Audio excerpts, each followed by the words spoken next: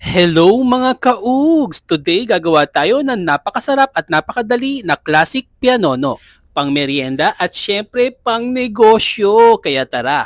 Una, kailangan natin mag-separate ng 6 na itlog. Kailangan walang bahid ng pula or egg yolks ang ating egg whites. Pagkatapos, ibibit natin or imimix natin to gamit ng mixer or hand mixer. Lalagyan na rin natin ng cream of tartar at itodo muna ang ating Kenwood mixer. Pagkatapos, ilalagay natin ng dahan-dahan ang asukal at imimix natin to hanggang maging stiff pick ang ating egg whites. Kapag stiff pick na ang ating egg whites, bawasan natin ng speed into medium. Pagkatapos, ilalagay natin pa isa-isa ang ating egg yolks. Kapag nahalo na ang ating egg yolks ng maigi, isi-sift in na natin ang ating cake flour, 120 grams ito. At i-fold lang natin ito sa ating meringue or egg whites ng maigi. Kapag na-fold na natin ng maayos, wala nang trace of flour, ilalagay na natin ito sa ating baking pan, 11 by 13 inches, line and grease para hindi dumikit ang ating pianono. Ikakalat, i-spread lang natin ang ating mixture at papantayin ng ibabaw. Mas maganda rito kung gagamit kayo ng 11 by 13 by 1 inches na baking pan at ibibig na natin to kasama yung manok. Habang nagbibig tayo, magmimix na tayo ng filling. Gagamitan natin to ng mixer, room temperature ang ating gamit na butter.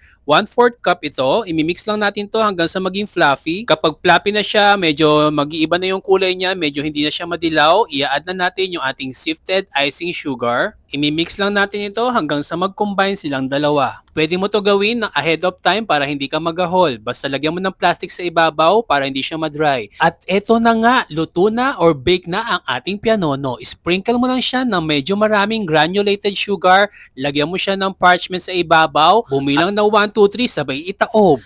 Tanggalin na rin natin agad ang parchment paper para hindi dumikit ito mamaya kapag lumamig.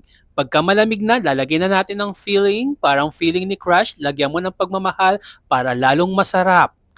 Pagkatapos, sprinkle mo lang ulit ng sugar, yung tamang-tama lang. At iro-roll lang natin to ng dahan-dahan. Cake flour yung gamit natin para hindi siya basta-basta nagka-crack.